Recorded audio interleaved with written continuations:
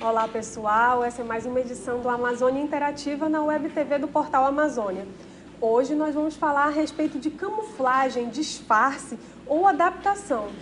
Para falar a respeito desse assunto, explicar melhor o que é, eu recebo hoje aqui dois especialistas. A Fernanda Meirelles, que é ecóloga do MUSA, que é o Museu da Amazônia, ligado à Universidade Federal do Amazonas, e o ornitólogo Mário Conraft, que é do INPA, que já é nosso velho conhecido aqui, uma instituição que sempre ajuda a gente a fazer. E agora a Fernanda está representando o MUSA pela primeira vez aqui no nosso programa. Eu espero que esse seja o primeiro de muitos programas que o MUSA vai participar aqui com a gente. Pessoal, eu queria começar fazendo uma perguntinha que tem a ver com o nosso título. Camuflagem, disfarce e mimetismo são a mesma coisa? A Fernanda e o Fábio Godoy ajudaram a nossa repórter Jordânia Gama a fazer uma matéria que vocês gostaram muito, acessaram bastante, e por isso a gente resolveu fazer esse programa que é para se aprofundar no assunto. Procedendo. Bom, a camuflagem e mimetismo tem uma diferença técnica, né? Mas os dois podem ser considerados estratégias de disfarce. Então, usados por animais ou também podem ser usados por outras plantas. Só que a diferença é que uma camuflagem é quando o animal ele se parece com o ambiente. Então, algum inseto disfarçado num tronco de árvore, algum sapo no folhiço da floresta. E já o mimetismo é quando o animal parece com outro animal. Então, ele pode imitar também o comportamento desse animal, né, que ele está mimetizando. Então, seria o exemplo de uma aranha que mimetiza uma formiga, ou de um animal não peçonhento que mimetiza outro animal que é venenoso. Então, seria essa diferença, as diferenças, né? Você quer completar, doutor Mário? Então, a gente pode dizer que o papagaio é camuflado no sentido que é verde e se esconde no meio das folhas, mas não imita as folhas, né? Simplesmente a cor verde faz com que ele some. A onça toda pintada, ela disfarça sua presença através das pintas que quebram a forma do animal e faz com que fica camuflado dentro da mata, mas não imita nada. É um gato todo pintado. Por outro lado, a imitação não precisa ser visual também. Muitas aves, por exemplo, mimetizam ou imitam os cantos, os sons de outras espécies, que é uma outra forma de imitar. Entendi. E, gente, o Mário Conraft, ele é um dos maiores especialistas em aves do país. A gente ontem colocou no ar uma matéria a respeito do urutau, que é um pássaro aqui da região, e o Mário está participando da identificação de uma nova espécie, né? São 5 espécies já identificadas, tem 2 em processo de identificação, uma delas é o Mário que está participando. Mário, tem algum pássaro que é um mestre na arte de imitar os outros pássaros? Então, do ponto de vista de som, porque passarinho não imita muito visualmente outros pássaros. Tem um pouco disso. Tem na várzea, pode achar 2 espécies pretas quase iguais. Mas dizer que um está imitando o outro, não sei. Mas imitar o som acontece muito em pássaros. E nosso japim é um espetáculo, né? O japim imita o canto de muitas outras espécies de passarinho. Tanto que se você estiver fazendo um levantamento auditivo, escutei tal espécie, escutei outra espécie, às vezes se confunde, acha que está ouvindo várias espécies e é só o japim imitando. Que bacana. Tem outro... E com que objetivo um pássaro imita o canto do outro? Então, isso é bem polêmico, na verdade. Tem um monte de hipóteses e nós biólogos gostamos de inventar hipóteses para explicar as coisas, mas nem sempre a gente sabe de fato o porquê. Mas uma das sugestões é que quem imita um monte de outros passarinhos dá a impressão de ter muitos pássaros ao redor e pode espantar um pretendente a tomar conta do território. Uma outra explicação, que para mim eu acho que faz mais sentido, é que a capacidade de imitação do macho, que é quem está cantando, mostra para a fêmea o talento, a habilidade daquele indivíduo, faz com que ele seja mais atrativo. Um bom imitador é um cara mais bacana. Tá certo, que interessante. E, Fernanda, e outros animais?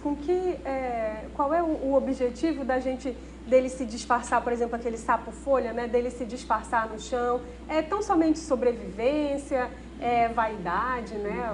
Ele quer mostrar alguma habilidade também? Qual é o objetivo? Bom, os animais, eles se camuflam, né, principalmente para proteção ou até também para conseguir alimento, então para predação. Então, o exemplo que você citou, um sapo que fica no folício, ele se disfarça, então, ali no ambiente, ele se parece com as outras folhas, e isso evita, então, a predação. Os predadores, os animais que vão lá, né, comer esse sapo, às vezes não conseguem visualizar o animal. Mas também eles podem usar essa estratégia para conseguir predar. Então, o animal ele fica disfarçado e na hora que passa alguma presa, ele vai lá e abocanha, né? Isso também pode ser usado. E também, né, nesses exemplos que o Mário citou, de mimetismo, que talvez também seja para atrair fêmeas, então imitar vários cantos, existem também outros mimetismos comportamentais, né, que aí poderiam ser para proteção, para predação ou para outras coisas. Mas principalmente para essas duas coisas. Algumas plantas também mimetizam, as flores podem mimetizar espécies de abelhas, e isso atrai as abelhas, que elas vão lá, pousam e polinizam a planta. Então, isso também pode ser uma estratégia usada para plantas. Mas você fala uma planta comum assim, ou aquela história das plantas carnívoras que ficam... Não. Tem as plantas carnívoras também, né? Que elas podem atrair de alguma forma o inseto para pousar. Pode ser algum outro tipo de estímulo. Mas nesse caso que eu estou usando de exemplo, existem algumas plantas que a própria flor, ela parece uma espécie de abelha. Então, orquídea seria? Poderia ser também. Algumas espécies orquídeas. Você lembra de algumas espécies arbóreas? Eu não consigo me lembrar. Principalmente. E elas chamam algumas outras espécies de abelha. Então, ela vai lá achando que é uma abelha e, na verdade, é a flor, né? E assim poliniza. Que interessante. Nós estamos falando aqui a respeito dessas matérias que a gente disponibilizou no portal. Eu acredito que vocês já estejam vendo aí a matéria que foi publicada ontem sobre o urutau. Olha só aí. Tá aí. Ele é estudado por pesquisadores do Amazonas, olha só. Ah, sim. E, né? Então, esses casos de imitação, disfarce, que a Fernanda mencionou, são espetaculares às vezes. O negócio de uma flor que parece uma abelha e consegue atrair uma abelha para visitar e acaba polinizando por engano, é fantástico. Agora, tem coisas mais sutis. Por exemplo, em alguns pássaros, o jovem macho passa vários anos com plumagem de fêmea antes de assumir a plumagem definitiva de macho. E a gente acredita que isso é uma vantagem. Ele se disfarça como fêmea, efetivamente. Ele não está procurando um macho através disso. Ele está procurando evitar briga com outros machos, enquanto ele não se estabeleceu com o território próprio. Então, ele quer ficar fora das brigas, enquanto ele não consegue se defender como um adulto pleno. Interessante. Gente, assim, a minha próxima pergunta era justamente a respeito disso. Esse processo de disfarce do animal, digamos assim, ele acontece de uma vez ou vai depender do ambiente? Como é que isso acontece? Tem etapas? Tem um contexto que favorece isso ou não? Se, por exemplo, for um animal doméstico, ele não vai se camuflar, e se ele estiver na natureza, ele se camufla? Como é que isso acontece? Então, o exemplo do urutau é muito legal, porque o urutau tem uma sequência de disfarces, de comportamentos e características permanentes da sua aparência que fazem com que ele some, efetivamente, com que ele se camufla. Então, o urutau inicialmente já tem uma plumagem todo pintadinho que lembra folhas, casca de árvore, essas coisas. Sem fazer nada, ele já é meio camuflado. Além disso, ele tem um olho que os cílios não tocam totalmente. Então, as pálpebras, aliás, o olho não fecha totalmente. Então, é que nem criança fazendo assim, achando que está escondido, mas está olhando. O urutau percebe movimento, mesmo com o olho fechado. E quando percebe movimento, aí ele reage. Ele se estica e vai parecendo uma continuação de um galho seco onde ele está pousado. Então, parece uma continuação do pau. Aí, finalmente, quando ele for aproximado ainda por alguém insistente, ele larga o disfarce e tenta assustar o potencial predador, simplesmente abrindo os olhos.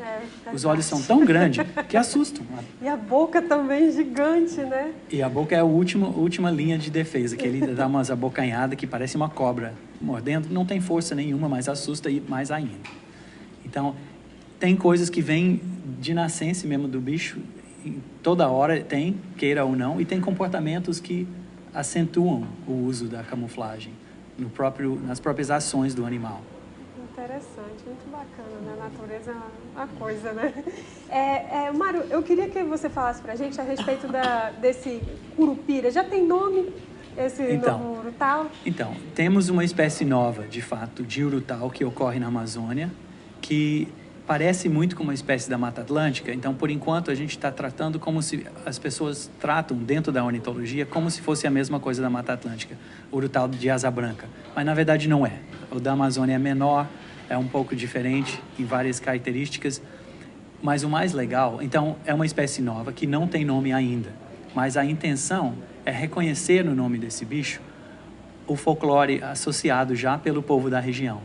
Pouquíssima gente já viu esse urutau, mas ouve. Em noites de luar, ouve um som, um assovio descendente meio melancólico, que às vezes assusta, que vai mais ou menos assim.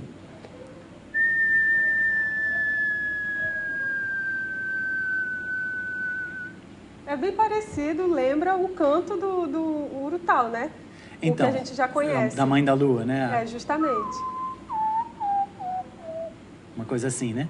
Pois é parecido, mas essa espécie, o povo do interior conhece o som, só não sabe o que é, e eles atribuem ao curupira. E muita gente tem medo quando ouve esse som, acha que é o curupira rondando, mas é uma ave lá na copa das árvores. Quem nunca ouviu essa história, né? Quem que mora aqui na Amazônia que nunca ouviu essa história? Estava caçando, eu vi um assovio, era o curupira, né?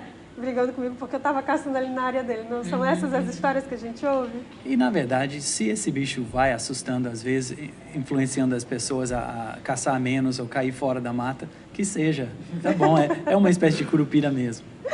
Tá certo.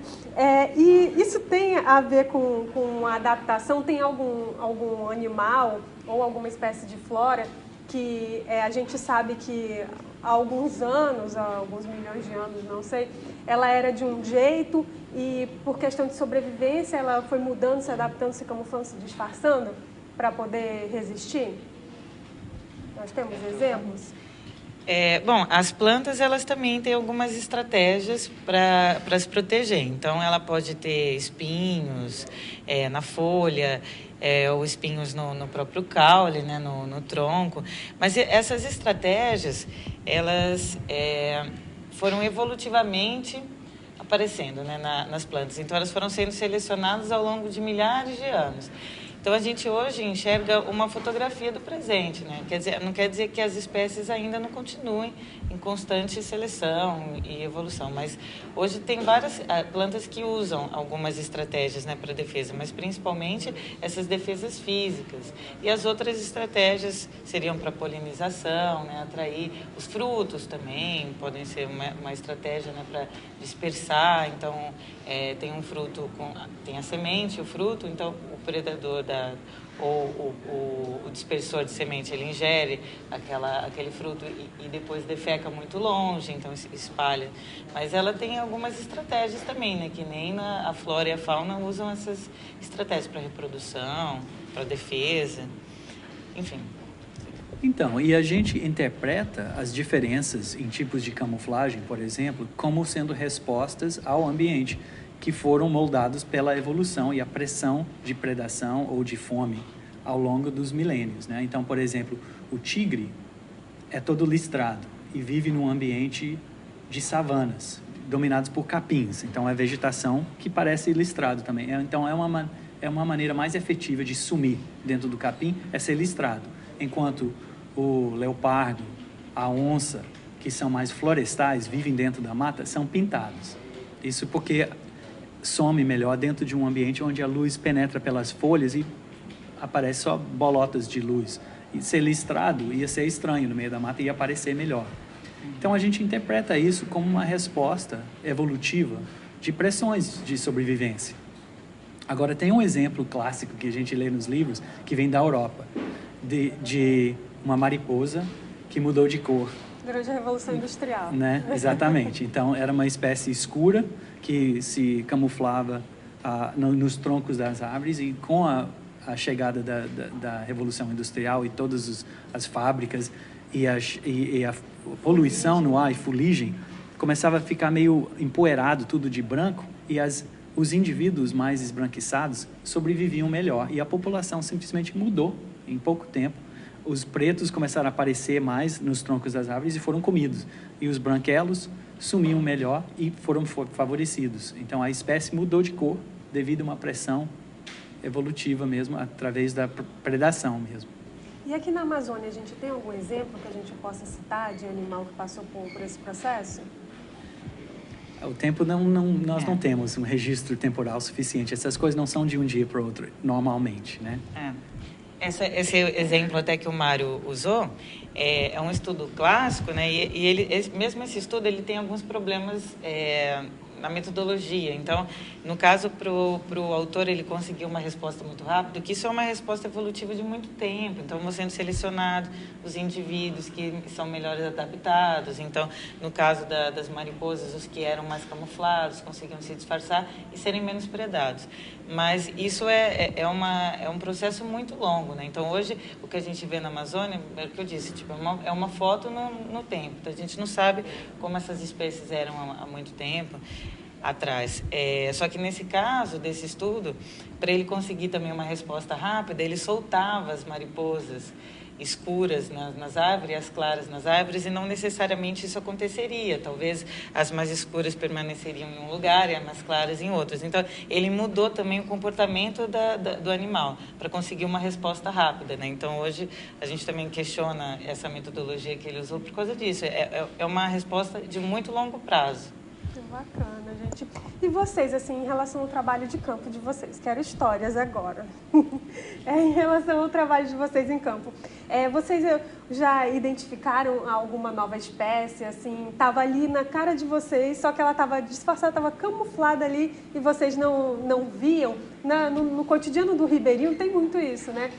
São animais, são espécies que já fazem parte do cotidiano deles, mas que não está catalogado, né? Não foi identificado, ninguém chegou lá ainda. Vocês já passaram por essa situação? Bom, eu estudo mamífero de médio e grande porte, principalmente. Então, eu não tenho a pretensão hoje de encontrar uma espécie nova, como o Mário, né, que tem essas expedições a lugares muito remotos e acaba encontrando uma espécie nova. A espécie mais talvez encontrada seja primatas e tudo mais. Mas é difícil, né, encontrar um mamífero, uma espécie nova de mamífero de médio e grande porte. Então, eu nunca tive essa sorte de encontrar, mas com certeza tem alguns trabalhos de campo que a gente está fazendo e os animais eles ficam tão disfarçados. Por exemplo, uma onça mesmo que o Mário citou, ela por ela ser uma predadora de topo também, ela é muito sorrateira, então você não ouve, você não vê, e ela já viu você há muito tempo, né? É mesmo, nossa. Então é difícil, às vezes, a gente visualizar alguns animais, mas no caso do Mário é diferente. Mas disse que a onça tem cheiro, né? Eu já ouvi falar que né, tem um cheirinho tem um característico. Tem um cheiro forte. Mas mesmo assim, né, ela também tem estratégias até para disfarçar o cheiro, então ela pode ficar contra o vento. Danada. Gente.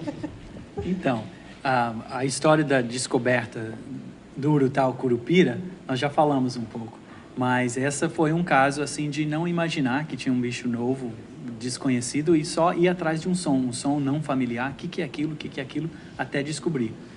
Mas eu queria contar uma história, na verdade, que não tem nada a ver com passarinho, mas que me aconteceu no campo, que tem a ver com disfarce, foi o caso de um gato do mato, um gato desses escuros, gato morisco se chama, né?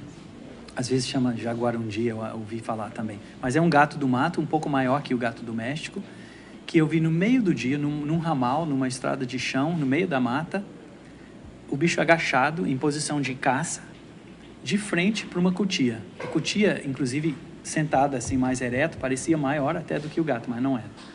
E a cutia olhando para a morte, né? Já tinha visto. Um de cara para o outro. A orelha mexendo, aquela coisa, cheirando e procurando a chance de escapar.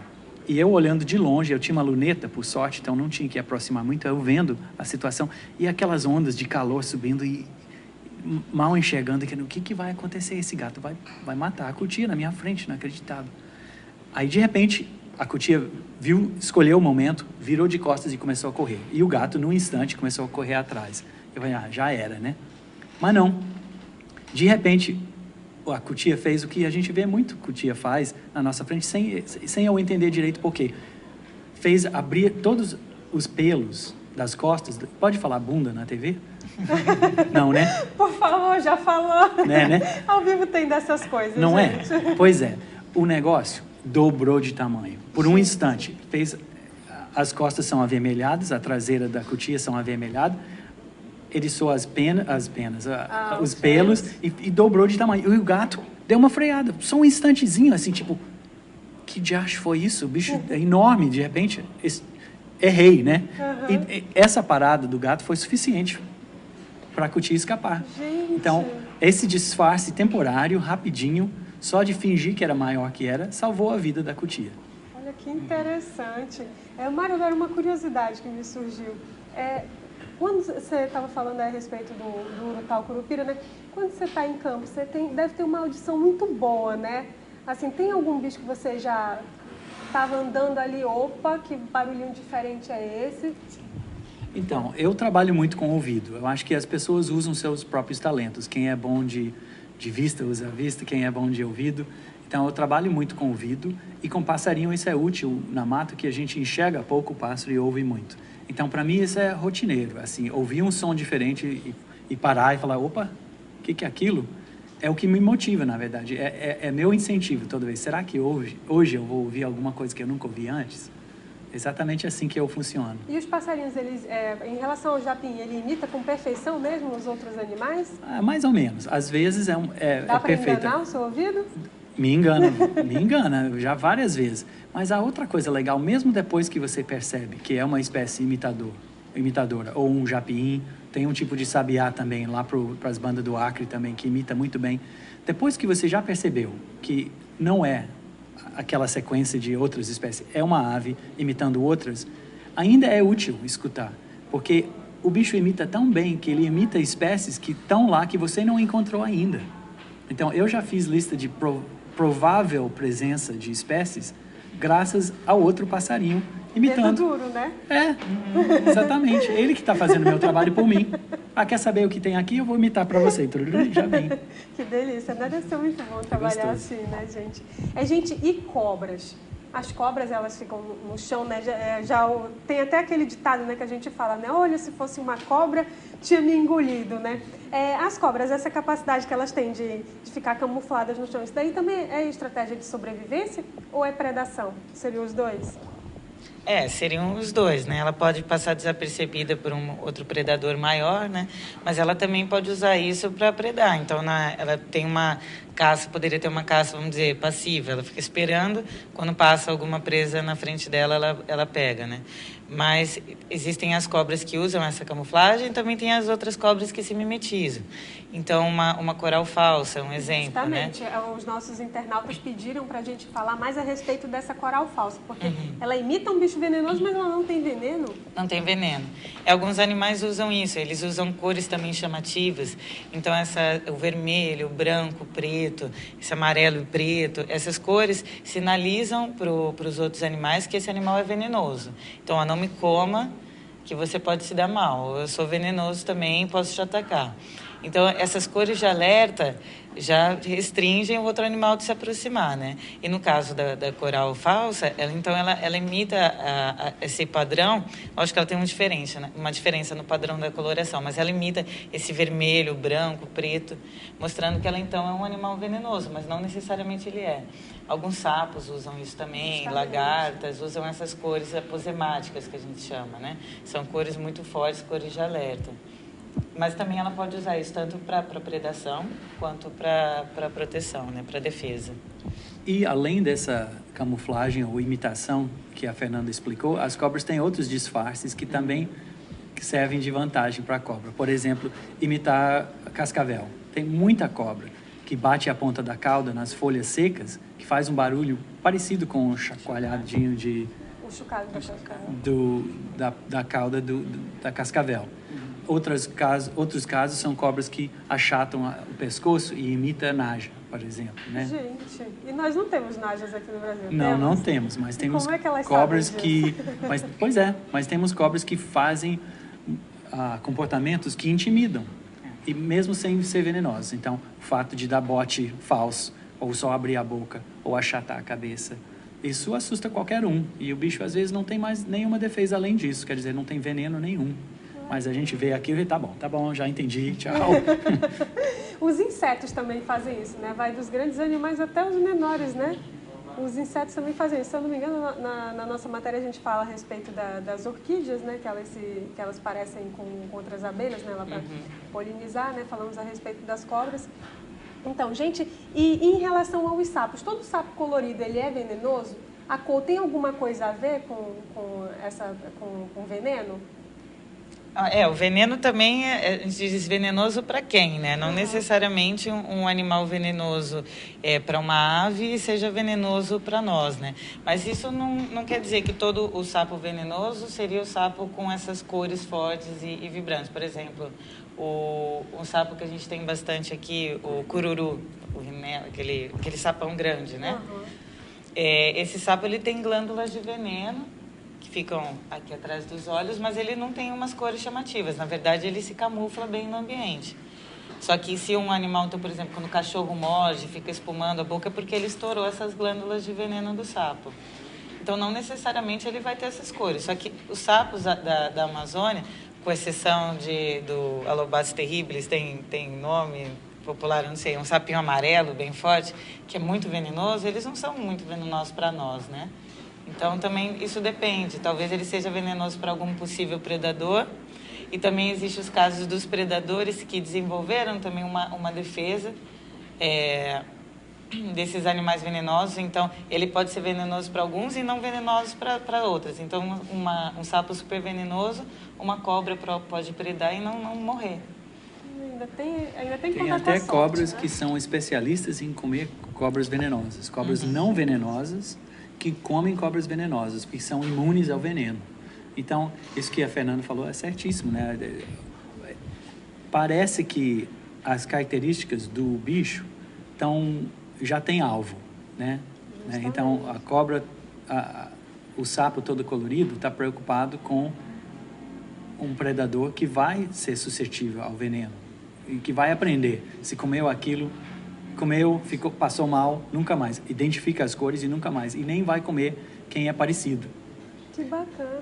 Agora, os insetos que você mencionou, tem outros tipos de camuflagem espetaculares, né? Os bicho-pau, por exemplo, que parecem um pedacinho de pau mesmo. Ou várias espécies de louva-a-Deus, que têm asas pintadas que nem folha seca. Às vezes tem até manchinha, parecem uma parte da folha podre no meio de uma folha viva. E vice-versa, assim. Tem coisas que tem chifrinho que parece espinho de planta, essas coisas. Justamente. Os olhos, né? Aquelas borboletas que tem os olhos, que imitam também os olhos de coruja, olhos de algum outro animal maior. Gente, é um assunto muito interessante, né? Mas, infelizmente, o nosso programa está chegando ao fim. Eu queria pedir que os nossos convidados fizessem as considerações finais, por favor, começando pelas damas, né, Fernanda? Eu gostaria de agradecer a presença, eu acho muito legal, né, a iniciativa do programa e também dessas reportagens que abordam esses temas que são muito interessantes e que, às vezes, não são tão divulgados. Então, para nós é uma satisfação participar de programas como esse. Eu quero agradecer a presença aqui. Muito obrigada pelo convite. Fernanda. Então, eu também agradeço o convite e gostaria de fazer um convite para que quem tiver interesse em saber mais sobre animais e plantas, visite o INPA, visite o MUSA. Esses lugares nós temos muita gente e muito recurso visual para mostrar para as pessoas. A coleção de aves, que eu sou curador, está à disposição do público e eu gostaria muito de receber visitas e mostrar o que nós temos. Que bacana, né? Tá aí ao nosso alcance, né? Só a gente ir lá. Pessoal, mais uma vez, obrigada por vocês terem aceitado o nosso convite e ter vindo aqui enriquecer essa nossa manhã de sábado. E, gente, eu queria pedir que vocês continuem nos acompanhando pelo portal Amazônia.com. Estamos nas redes sociais, Twitter, Facebook e Instagram. É só procurar lá, Portal Amazônia, tudo junto que você vai nos encontrar.